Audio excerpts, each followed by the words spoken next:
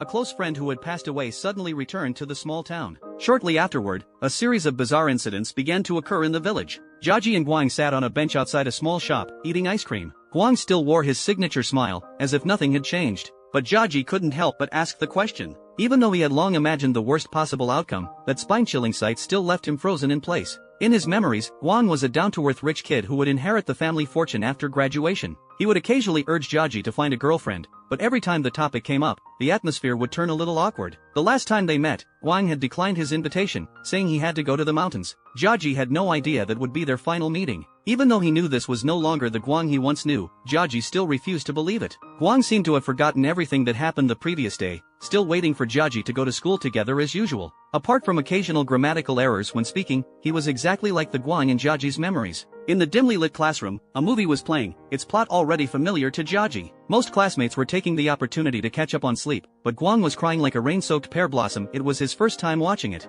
An ordinary meat pie became a delicacy in his eyes. Though they shared the same memories, every revisit felt like a brand new experience for him. Every time he faced Guang's curious expression, Jiaji felt like he was going crazy, not only because Guang's resurrection was a reality, but also because he himself had accepted this reality. Even knowing Guang was an imposter, Jiaji still yearned for every moment with him. He always comforted himself, saying that being together was enough. Jiaji showed no signs of abnormality. Suddenly, a stray cat walked over to his feet. Guang reached out to pet it, but the cat seemed terrified and quickly darted into a nearby alley. It was the first time Jiaji had seen a cat react like that. Could it have seen something else in Guang? When the two left the alley, an old woman nearby also seemed to sense something, staring at Guang's departing back with a terrified gaze. At that moment, Jiaji wondered, was Guang no longer normal? The fact that he could accept Guang, who had become a monster, filled him with fear and loathing. Just as the thought occupied his mind, the old woman suddenly screamed. Jiaji wanted to shout for Guang to leave immediately, but Guang kept staring at the old woman until she fled into her house in terror. Only then did Guang come to his senses and follow Jiaji away.